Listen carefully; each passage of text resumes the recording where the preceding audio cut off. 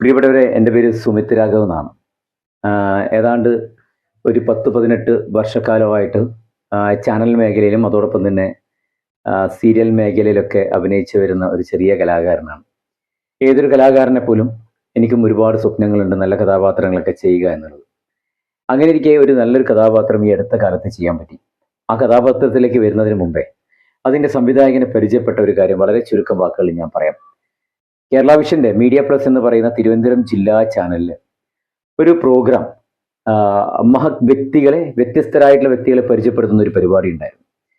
ആ ഒരു പരിപാടിയുമായി ബന്ധപ്പെട്ടാണ് ഈ ഒരു വ്യക്തി, അതായത് ഞാൻ ചെയ്ത ഒരു വലിയ ഒരു പ്രൊജക്ടിന്റെ ഡയറക്ടറെ ഞാൻ പരിചയപ്പെടുന്നത്. ആ ഡയറക്ടർ പേരാണ് ശരവൺ മഹേശ്വർ എന്ന് പറയുന്നത്. ഒരുപാട് ആത്മബന്ധങ്ങൾ പല പല വ്യക്തികളായിട്ടും സമൂഹത്തിലെ കലാമേഖലയിലും സാംസ്കാരിക മേഖലയിലും രാഷ്ട്രീയ മേഖലയുമായി ബന്ധപ്പെട്ട് നിരവധി അനവധി വ്യക്തിത്വങ്ങളുമായിട്ട് ആത്മബന്ധം പുലർത്തുന്ന ഒരു വ്യക്തി. MT വാസുദേവൻ നായരെ പോലെയുള്ള അങ്ങനെ നിരവധി അനവധി വ്യക്തിത്വങ്ങളുമായിട്ട് അടുത്ത ബന്ധമുള്ള ഒരു വ്യക്തിയാണ് ശരവൺ മഹേശ്വർ. ഇങ്ങനെ ആ ഒരു പ്രോഗ്രാമുമായിട്ടാണ് ശരവൺ സാറെ ഞാൻ പരിചയപ്പെടുന്നത്. അന്ന് ആ ഒരു ഇന്റർവ്യൂ എന്ന് പറയുന്നത് അദ്ദേഹം തന്നെ എന്നോട് പറഞ്ഞിട്ടുണ്ട്. അദ്ദേഹം ഒരുപാട് ചാനലുകൾക്കും അതുപോലെ തന്നെ ഒരുപാട് പത്രമാധ്യമങ്ങൾക്കൊക്കെ ഒരുപാട് ഇന്റർവ്യൂ നൽകിയിട്ടുണ്ട്. പക്ഷേ അതിലൊക്കെ ഒരുപാട് വ്യത്യസ്തമായിട്ടുള്ള ഒരു നല്ല രസകരമായിട്ടുള്ള ഒരു ഇന്റർവ്യൂ ആയിരുന്നു അന്ന് അദ്ദേഹത്തിനെ ഞാൻ ചെയ്തിരുന്നത്. അത് അദ്ദേഹത്തിന് ഭയങ്കര ഇഷ്ടമായി. അന്ന് ചിലപ്പോഴെങ്കിലും ചില കഥാപാത്രങ്ങൾ ഞാൻ പറഞ്ഞു ഞാൻ ഇങ്ങനെയാണ് എന്നൊക്കെ പറഞ്ഞപ്പോൾ അദ്ദേഹത്തിന്റെ മനസ്സിൽ എപ്പോഴോ ഒരിക്കൽ തോന്നിയ, അല്ലെങ്കിൽ ഏതോ ഒരു കഥാപാത്രത്തിന് പറ്റിയ ഒരു ഫിഗർ എന്നിലുണ്ട് എന്ന് അദ്ദേഹം മനസ്സിൽ കുറിച്ചു വെച്ചു. കാലഘട്ടം കഴിഞ്ഞു, വർഷങ്ങൾ കഴിഞ്ഞു. പക്ഷെ എന്തായാലും നമ്മൾ തമ്മിലുള്ള ഒരു ആത്മബന്ധമൊക്കെ അങ്ങനെ മുന്നോട്ട് പോയി. അതിനിടയിലാണ് അദ്ദേഹം കൃഷ്ണശിലയായി എന്ന് പറയുന്ന ഒരു അദ്ദേഹത്തിന്റെ ഓട്ടോബയോഗ്രഫി എന്ന് വേണമെങ്കിൽ വിശേഷിപ്പിക്കാം. അദ്ദേഹം പരിചയപ്പെട്ട അല്ലെങ്കിൽ സംസാരിച്ച, ഇടപഴകിയ ഒരുപാട് നിരവധി അനവധി വ്യക്തിത്വങ്ങളായിട്ടുള്ള ഇന്റർവ്യൂകൾ അല്ലെങ്കിൽ ഓർമ്മകളൊക്കെ പങ്കുവെക്കുന്ന ഒരു പരിപാടിയായിരുന്നു കൃഷ്ണശിലയായി എന്ന് പറയുന്നത്. ഓൺലൈനിലൂടെ ഏതാണ്ട് ലക്ഷക്കണക്കിന് ജനങ്ങൾ ഓരോ എപ്പിസോഡും കണ്ടിരുന്ന ഒരു പരിപാടി കൃഷ്ണശിലയായി. അതൊക്കെ എനിക്ക് അയച്ചു തരുമായിരുന്നു, അതൊക്കെ ഞാൻ കൃത്യമായിട്ട് വായിക്കുമായിരുന്നു. അങ്ങനെ ഭയങ്കരമായിട്ടുള്ള ഒരു ആത്മബന്ധം അദ്ദേഹമായിട്ട് പുലർത്തി. പലപ്പോഴും പല സ്ഥലത്തുനിന്ന് നേരിട്ട് കാണാനുള്ള ഭാഗ്യം ലഭിച്ചു.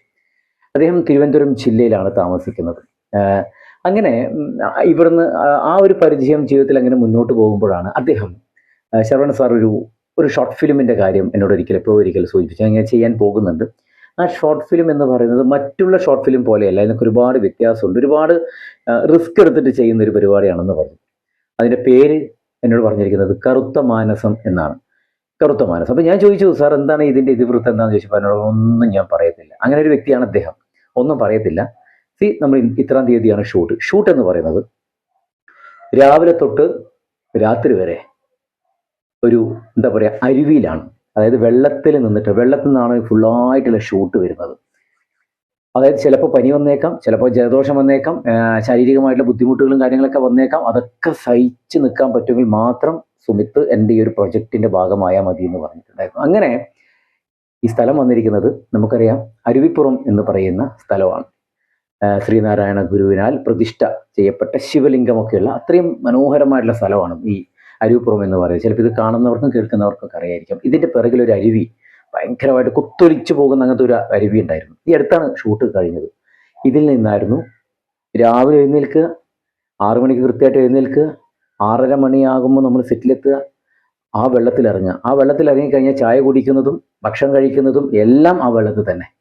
അങ്ങനെയായിരുന്നു ഒരു ഷൂട്ട് ഉണ്ടായത്. പക്ഷെ എനിക്കത് ഭയങ്കര രസമായിട്ട് തോന്നി. കാരണം ഈ എന്തിനോ വേണ്ടി എടുത്തു വെക്കുന്ന ഒരു സംഭവമല്ല, അദ്ദേഹത്തിന് വെൽ പ്ലാൻ ഉണ്ട്, ഒരു ഫ്രെയിം ഉണ്ട് അദ്ദേഹത്തിന്. അത് എങ്ങനെ എപ്പോൾ ഏതൊക്കെ രീതിയിൽ ചെയ്യണം എന്നുള്ളത്, നമ്മുടെ മുഖത്ത് വരുന്ന ഭാവങ്ങൾ എന്താണ് എന്ന് പോലും അദ്ദേഹത്തിന് ഒരു ഇതുണ്ട്. അതില്ലെങ്കിൽ ഭയങ്കരമായിട്ട് റീടേക്ക് ഇങ്ങനെ ചെയ്തുകൊണ്ടിരിക്കും. പഴയ ഹരിഹരൻ സാറിന്റെ ഒക്കെ സ്റ്റൈലാണ് ഇദ്ദേഹം.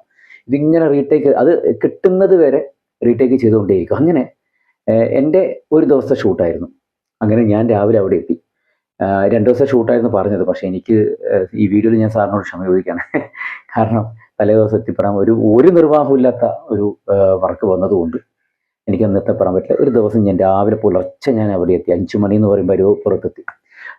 അദ്ദേഹത്തെ അവരെ കണ്ടു, ഷൂട്ടിലൊക്കെ പങ്കെടുത്തു. അന്ന് വെള്ളത്തിലിറങ്ങി രാത്രി വൈകുന്നേരം വരെ വെള്ളത്തിൽ തന്നെയായിരുന്നു. അതിന്റെ എന്താണ് ഷോർട്ട് ഫിലിം എന്നൊന്നും ഞാൻ പറയുന്നില്ല. പക്ഷേ കറുത്ത മാനസം ഇന്ന് സമൂഹത്തിൽ നിലനിൽക്കുന്ന ഒരു വലിയ ഒരു കാര്യത്തിൻ്റെ പിന്നാമ്പുറത്തേക്ക് കടന്നു ചെല്ലുന്ന, അതിൽ നിന്നും ആ ഒരു എന്താ പറയുക മെസ്സേജ്, അതിൽ നിന്നുണ്ടാകുന്ന ഒരു മെസ്സേജ് കൃത്യമായിട്ട് പ്രേക്ഷകരിലേക്ക് എത്തിക്കുന്ന ഒരു ഷോർട്ട് ഫിലിമാണ്. ഏതാണ്ട് 18 മിനിറ്റൊക്കെ നീണ്ടു നിൽക്കുന്ന ഒരു ഷോർട്ട് ഫിലിമാണ് ഈ ഒരു കറുത്ത മാനസം എന്ന് പറയുന്നത്. നല്ല സുഹൃത്തുക്കളെ പരിചയപ്പെടാൻ പറ്റി. എന്താ പറയുക, അത്രയും സൗഹൃദങ്ങൾ ആ ഒരു ദിവസം കൊണ്ട് തന്നെ നല്ല സൗഹൃദങ്ങൾ ഉണ്ടാക്കാൻ പറ്റി. ഒരുപാട് ആർട്ടിസ്റ്റുമാരൊന്നുമില്ല, വളരെ ചുരുക്കം ആർട്ടിസ്റ്റുമാരേ ഉള്ളൂ, 4 5 അത്രേ ഉള്ളൂ. പക്ഷേ ഇതിൻ്റെ ഏറ്റവും വലിയ പ്രത്യേകത എന്താണെന്നറിയാം? അടൂർ ഗോപാലകൃഷ്ണൻ സ്റ്റൈൽ ഉണ്ടല്ലോ, അതായത് ഡയലോഗ് കുറവാണ്, ഡയലോഗ് വളരെ കുറവാണ്. പക്ഷേ നമ്മുടെ മുഖത്തുള്ള എക്സ്പ്രഷനിലാണ് ഈ ഡയലോഗ് ശരിക്കും മറ്റുള്ളവർക്ക് എത്തുന്നത്. അത്രയും മനോഹരമായിട്ട് ഡയലോഗ്, എനിക്കൊക്കെ വളരെ ചെറിയ ഡയലോഗേ ഉള്ളൂ, പക്ഷെ ആ ഡയലോഗ് തന്നെ അത് ഭയങ്കര രസമാണ്. അത് നമുക്കിപ്പോൾ ഞാൻ എങ്ങനെയാ അത് വിവരിച്ചു തരാമെന്ന് എനിക്കറിയില്ല. അത്രയും മനോഹരമായിട്ടുള്ളൊരു ഷോർട്ട് ഫിലിമാണ് വരാൻ പോകുന്ന കറുത്ത മാനസം എന്ന് പറയുന്നത്. ചിങ്ങമാസം മലയാളികളുടെ എന്താ പറയുക, സ്വന്തം ഐശ്വര്യത്തിൻ്റെ ഒക്കെ പ്രതീകമായിട്ടുള്ള ചിങ്ങമാസത്തിൻ്റെ ആരംഭ സമയത്താണ് ഇത് നമ്മുടെ സോഷ്യൽ മീഡിയയിലും അതുപോലെ തന്നെ ഫേസ്ബുക്കിലും അതുപോലെ തന്നെ പല പല ചാനലുകളിലൂടെയൊക്കെ അത് വരാൻ പോകുന്നത്. ഇനി അടുത്തത് ഇദ്ദേഹത്തിൻ്റെ ഒരു ആഗ്രഹം എന്ന് പറയുന്നത് ഒരു സിനിമയാണ്. ആ സിനിമയ്ക്ക് വേണ്ടിയിട്ടുള്ള ഒരു തയ്യാറെടുപ്പ്. പക്ഷെ ഇതിൻ്റെ സ്ക്രിപ്റ്റ് എല്ലാം, ഞാൻ അന്ന് കറുത്ത മാനസം എന്ന് പറയുന്ന ഈ ഷോർട്ട് ഫിലിമിൻ്റെ ഇത് കേൾക്കാൻ പോയ സമയത്ത് ഇദ്ദേഹം എനിക്ക് അതിൻ്റെ ഫ്രെയിം ബൈ ഫ്രെയിം കൃത്യമായിട്ട് പറഞ്ഞു തന്നു. ഇങ്ങനെയാണ് ചെയ്യേണ്ടത്, ഇങ്ങനെ ഞാൻ പറയുമ്പോൾ ഇങ്ങനെ തിരിയണം, ഞാൻ പറയുമ്പോൾ ഇങ്ങനെ തിരിയണം ഒക്കെ പറഞ്ഞു. അവിടുന്ന് ഞാൻ ഓരോ കാര്യങ്ങൾ ചോദിക്കുമ്പോൾ സാർ പറഞ്ഞു, സാർ എന്നോട് പറഞ്ഞു, എൻ്റെ മനസ്സിലൊരു സംഭവമുണ്ട്, അത് ഞാൻ അങ്ങ് പറഞ്ഞുതരും, അത് കൃത്യമായിട്ട് എനിക്ക് ഇങ്ങോട്ട് തന്നാൽ മതി, വേറെ ഒന്നും ചെയ്യണ്ട എന്ന് പറഞ്ഞു. ഭയങ്കര സുഖമാണ്. നമ്മൾ ഒരുപാട് ഓവറായിട്ട് നമ്മൾ ഈ സീരിയലൊക്കെ ചെയ്യുന്നത് പോലെ ഒരുപാട് ഓവർ എക്സ്പ്രഷനൊക്കെ ഇട്ടിട്ട് അത് മോശമാക്കേണ്ട ആവശ്യമില്ല. അങ്ങനെ വന്ന ഒരു ഷോർട്ട് ഫിലിം, ഭയങ്കര സന്തോഷമുള്ളൊരു ഷോർട്ട് ഫിലിം, കറുത്ത മാനസം എന്ന് പറയുന്ന ഷോർട്ട് ഫിലിം. അതിലുള്ള നല്ല അഭിനേതാക്കൾ, അവരൊക്കെ പരിചയം പറ്റി, നല്ല ക്യാമറ വർക്ക്, നല്ല ലൊക്കേഷൻ, എല്ലാം കൊണ്ടും രസമാണ്, ഭയങ്കര രസമാണ്. കാരണം ചെറിയൊരു ബഡ്ജറ്റിലാണ്, വലിയ ബഡ്ജറ്റൊന്നുമല്ല, വളരെ ചെറിയൊരു ബഡ്ജറ്റിലാണ് ഈ ഷോർട്ട് ഫിലിം തയ്യാറാക്കിയിട്ടുള്ളത്. പക്ഷെ അതിൻ്റെ ഒരു ഭാഗമാക്കാൻ പറ്റി, അതാണല്ലോ ഏറ്റവും വലിയൊരു സന്തോഷം എന്ന് പറയുന്നത്. എന്നെ ആ ഒരു കഥാപാത്രത്തിന് വേണ്ടി ക്ഷണിച്ച ശരവൺ മഹേശ്വർ, പ്രിയപ്പെട്ട ശരവൺ സാറിന് ഒരിക്കൽ കൂടി ഞാൻ നന്ദി അറിയിക്കുകയാണ്. എല്ലാവരും ഈ ഒരു ഷോർട്ട് ഫിലിം വന്നു കഴിഞ്ഞ് തീർച്ചയായിട്ടും കാണണം. അതൊരു മെസ്സേജ് ഉണ്ട്. ഇപ്പോഴത്തെ ആനുകാലികവുമായി ബന്ധപ്പെട്ടിട്ടുള്ള ഒരു സംഭവവുമായി ബന്ധപ്പെട്ടിട്ടുള്ള ഒരു കഥയാണ്. അത് തീർച്ചയായിട്ടും എല്ലാവർക്കും ഇഷ്ടപ്പെടും. എല്ലാവരും ഷെയർ ചെയ്യണം, സപ്പോർട്ട് ചെയ്യണം, പരമാവധി മറ്റുള്ളവരിലേക്കും എത്തിക്കണം ഈ ഷോർട്ട് ഫിലിം. എന്നെ കണ്ടുകൊണ്ടിരിക്കുന്ന, എന്നെ കേട്ടുകൊണ്ടിരിക്കുന്ന, എന്നെ ഇഷ്ടപ്പെടുന്ന ചുരുക്കം ആൾക്കാരുണ്ട്. അവരോടൊക്കെ ഞാൻ അഭ്യർത്ഥിക്കുകയാണ് ഈ ഷോർട്ട് ഫിലിം കാണണം. ഇതിലൂടെ മറ്റൊരു അടൂർ ഗോപാലകൃഷ്ണനെ പോലെയുള്ള ഒരു സംവിധായകൻ എന്താ പറയുക, സിനിമ ഇൻഡസ്ട്രിയിലേക്ക് കടന്നു വരികയാണെന്ന് തന്നെ പറയാം. അത്രയും വെൽ പ്ലാൻ ആയിട്ട് വളരെ ഇതിൻ്റെ ഹാർഡ് വർക്ക്. ഞാൻ ഇപ്പം ചോദിക്കാറുണ്ട്, സാർ എങ്ങനെ ഇത്രയും ഹാർഡ് വർക്ക് ചെയ്യാൻ പറ്റുന്നത്, ഇത്രയും ചുറുചുറുക്കാരി നിൽക്കുന്നത്, സാറിൻ്റെ അത്രയും ഒരു ചുറുചുറുക്ക് നമുക്ക് കിട്ടുന്നില്ല എന്ന് പറയുമ്പോൾ വളരെ ആക്റ്റീവാണ്. 24 hours ഓൺലൈനിലും ഇതിനെക്കുറിച്ച് പഠിക്കലും ചർച്ച ചെയ്യലും, എങ്ങനെയാണ് ഫ്രെയിം എങ്ങനെ വേണം വേണ്ട, ഇതിൻ്റെ ലൊക്കേഷൻ ഹണ്ടിങ്ങിന് അദ്ദേഹം എത്ര പ്രാവശ്യം പോയി എന്ന് അറിയും. അതായത് ഈ അരുവിപ്പുറം എന്ന് പറയുന്ന സ്ഥലത്തേക്ക് എത്തുന്നതിന് മുന്നേ ഏതാണ്ട് 10 20 സ്ഥലങ്ങൾ ഇദ്ദേഹം ഈ ഷോർട്ട് ഫിലിമിന് വേണ്ടി ഷൂട്ട് ചെയ്യാൻ വേണ്ടി കണ്ടു എന്നുള്ളതാണ് ഏറ്റവും വലിയ സന്തോഷം. അത് ഒറ്റയ്ക്ക് തിരുവനന്തപുരത്ത് നിന്നും ബസ് പിടിച്ച് ഓട്ടോ പിടിച്ച് ഇന്ന സ്ഥലത്തെത്തി, അവിടെ നിന്ന് അന്ന സ്ഥലത്തെത്തി, അവിടെ നോക്കി ഇല്ല, അവിടെ നിന്ന് അവിടത്തേക്ക് ഭയങ്കര